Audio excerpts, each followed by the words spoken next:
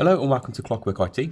Today I'm going to take you through our mobile application and give you a bit of a run through on the functionality and the workflows that can be undertaken within it. We're currently on the login screen, in which case the operative can log in from here by clicking the login button just there. That'll take them into their My Work tab where they can see any upcoming and pre-scheduled jobs for them to complete.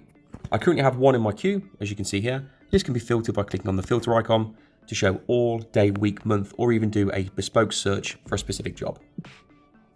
As you can see, I have a bit of a brief overview on the job tile, which will show me everything from the customer name through to the job, and a bit of a brief description along with the date and the time to be undertaken. Now, before we click into that and go into a bit more detail, at the bottom you can see we've got My Work. We've also got a calendar view where we can see a day, week, and a month breakdown. Jobs can be viewed and clicked into to go into more detail here as well. Activities, which gives us the ability to complete ad hoc forms outside of a job. Feedback, create jobs, create quotes, expense management, update advanced stock, and also deal with our asset register linked to us as an operative as well. We also finally have a settings option where we can go through user settings, we can job review times and amendments, refresh drop downs, and a few other elements in there as well. If we head back to My Work, and what we'll do now is we'll click into our job tile, and that then takes us into a slightly more in-depth screen where we can see everything from the customer through to the site details, the buildings and areas. And I've set up a bit of a generic one here. We're doing a fire alarm install, and we can see that we've got this at our site at 50 Swanswell Street, using certain buildings and areas just over here on the right. We can also see we've got a quick icon to tap for navigation. So if we do want to link with Google Maps or Waze, we can do. Just over here, we also have What Through Words integration, where if you require it, you can get the specific coordinates for site access if required. We also have things such as contact, along with call types, descriptions, work orders, customer references, and any specific notes for the engineer, such as to speak to customers or potential site access codes that may be required. You can also see that we've got Depart at the top, just up here. And if we click that, we are now departing for the job. This helps us track travel time within jobs if required, so you can potentially charge this out to customers if needed. When the operatives arrive, they can click Arrive at the top, which will then allow them to confirm they can gain site access with the yes or a no, and they can also confirm they've read and understood the site RAMs. Now, if for any reason these are a no, we can click no. If we can't get access, we do require a photo and a reason why.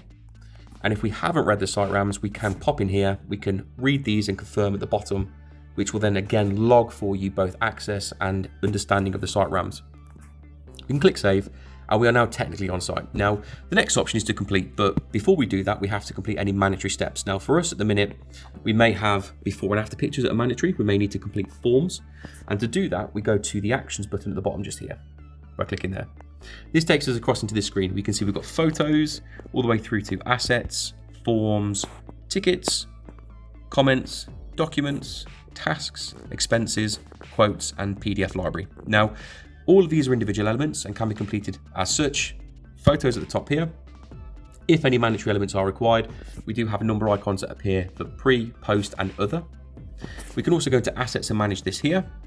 And we can see that we've got some assets on site that are available to manage. We can also, in the three dots top right, click on here, we can install an asset or select an asset to service. Now, if I was to choose install asset, it will take me through to my van stock, and I can see that I've got plenty of options here. And we can say choose the fire alarm, for example, at the bottom just there.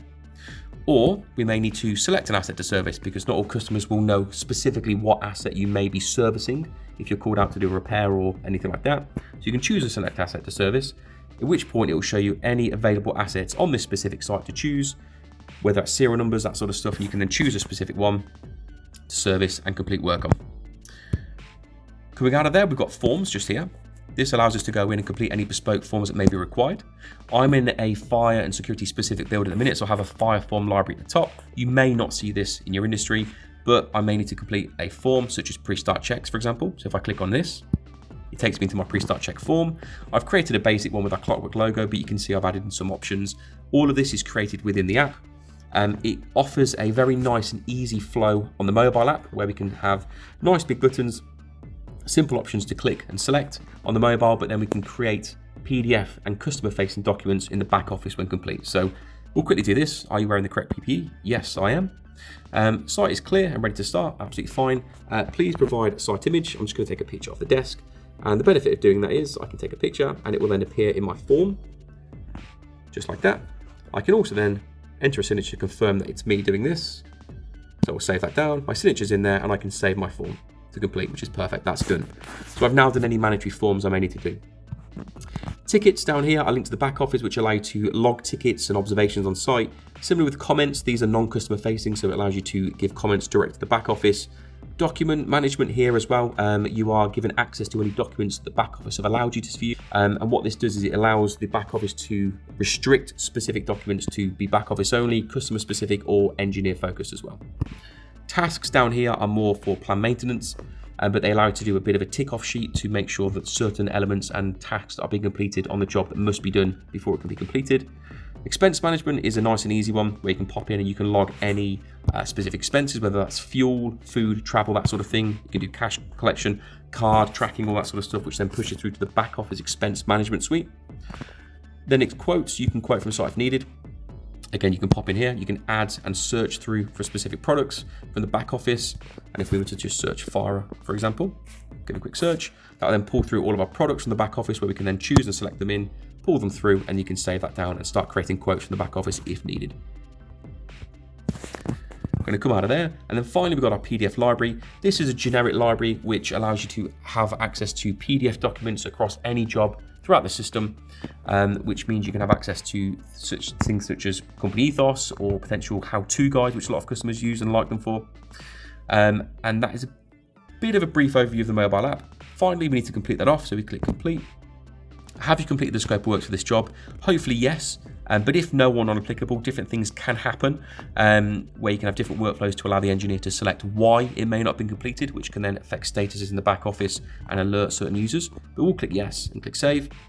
We're asking for a signature. Now this can or cannot be mandatory depending on what you prefer. I'm going to leave it as on and we're going to pop in loop. And we'll then sign it off like that. Perfect. We'll click save. That will then complete my job and process it through for the back office. This will send it straight back to the back office, updating our scheduler, time amendments, and alert the relevant people in the back office. Hopefully this has given you a bit of an insight into the mobile application, the software we offer, and the workflow we can complete. There's a lot more to the mobile app, so if you do have any additional questions or would like to know any more about the software we offer, please give us a call on 033 005 77170.